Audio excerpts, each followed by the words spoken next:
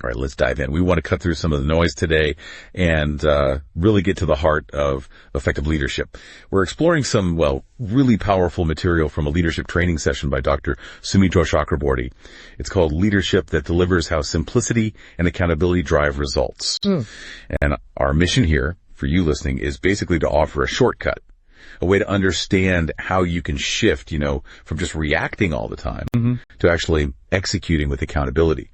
We'll unpack how to simplify your approach, how to really own the outcomes, and make sure what you do every day connects to measurable impact, getting stuff done. Yeah, and what's so interesting right off the bat with this material is how it reframes leadership. It's not just, how much effort you put in, it's really about the outcome.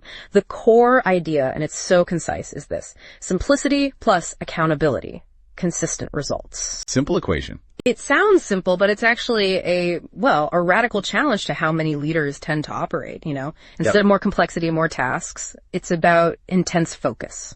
And crucially, unwavering ownership. It just cuts through everything else to the two things that really matter. And to put you right in, the training itself kicks off with a pretty sharp question. It's meant to make you think. It asks, what percentage of your monthly commitments did you actually deliver in the last 3 months? Just, let that sink in for a second. So this deep dive is going to explore how to boost that percentage significantly. Exactly. We're going to break this down into 3 main parts. We'll start with clarity and consistency, how they're really the bedrock of leadership in action. Then we'll get into ownership. And after that, the maybe surprising power of small, consistent action. Okay, so let's tackle that first big piece. Leadership in action equals clarity plus consistency. The material uses this phrase: great leaders simplify to amplify.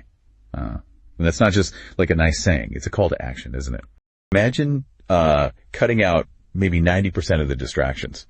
So you can really focus on maybe just 3 things each month that genuinely make a difference. The material shows how that kind of simplicity doesn't mean less work necessarily, but it means way more impact, exponentially more. And it's not just time management. It's managing your energy too. Plus, visibility is key. You need to show your progress, not just talk about it. And think about how that simplicity affects the whole team or organization. The source talks about this 1-page rule. Oh yeah, I saw that.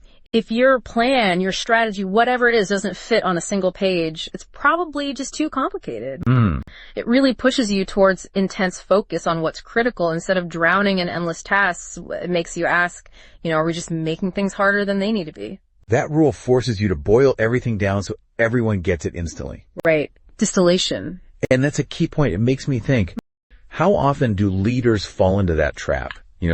Just being busy, all that activity. With actually achieving something meaningful. Yeah. Because the material points out these common pitfalls very clearly. There's mistaking busyness for effectiveness, like we said. Then there's maybe over-delegating, but without making sure someone truly owns it, so things get dropped. Accountability slips. Exactly. And maybe the hardest one, choosing comfort over courage. Avoiding the tough calls, the difficult conversations. It requires some brutal honesty, doesn't it? It does. Which leads naturally to the next question. Are your outcomes really strategic? Are they measurable? Are they genuinely aligned with the bigger picture? So Source gives a really good example. A strong outcome. Increase donor closures by 3 in July.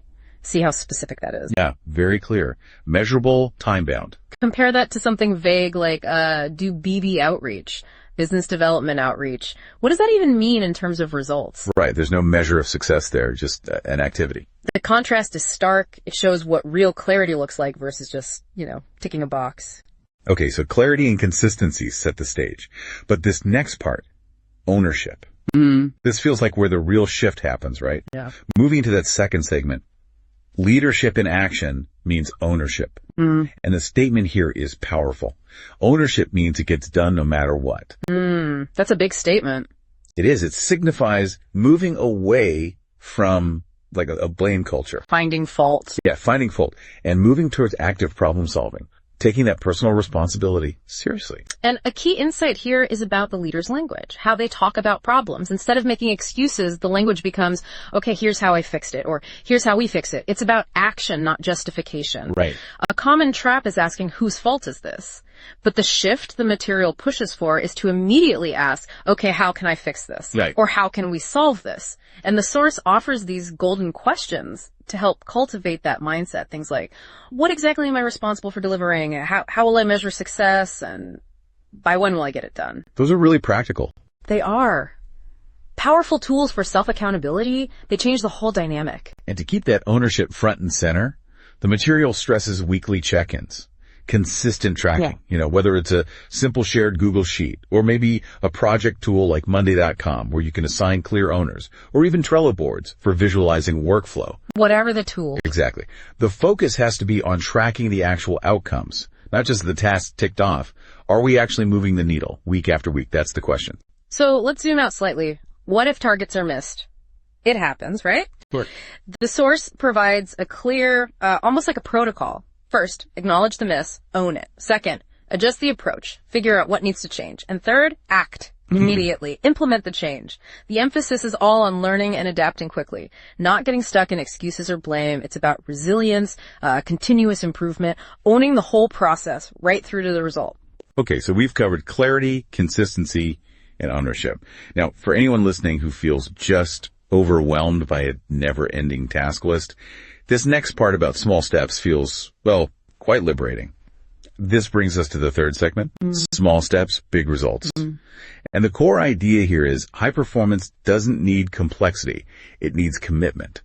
That could be a real game changer for people feeling stuck. Definitely. And what really jumps out is the power of these micro actions. The source suggests things like carving out just 30 minutes a day, uninterrupted, for focused, strategic work, no meetings, no distractions. 30 minutes. Just 30 minutes, but consistently. Or another example, sending those concise weekly email updates to clients, to your boss, whoever. These aren't massive, scary tasks, but doing them consistently builds incredible momentum over time. It's like compound interest for effort. Exactly. Think about learning a language. You don't become fluent by cramming for 10 hours one day. It's those consistent, maybe 15-minute daily practice sessions. They compound. It's the exact same principle in leadership. Small, consistent actions. Right. And talking about consistency, that ties into the idea of weekly reviews equals weekly wins. This sounds key. It is. It creates a rhythm. So the idea is Monday, you clearly list your, say, 3 key outcomes for that week, what you commit to delivering. Then by Friday, you share your progress, your tracker update, your dashboard, whatever you use. Yes. It creates this tight loop of commitment and accountability. It turns planning into real action. And importantly, it gives you and your team small wins to celebrate regularly. Builds morale. Okay, that makes sense. And this brings up KPIs, key performance indicators. How should we view those? Sometimes they feel like judgment. Yeah, they can feel that way. But the source reframes KPIs. It says, think of them as feedback tools. They provide clarity, not judgment. So less about fear of the numbers. Exactly. Shift away from fear towards a performance mindset. The data is there to help you understand what's working, what's not, and where to adjust. It's like having a personal GPS for your performance. Helps you navigate.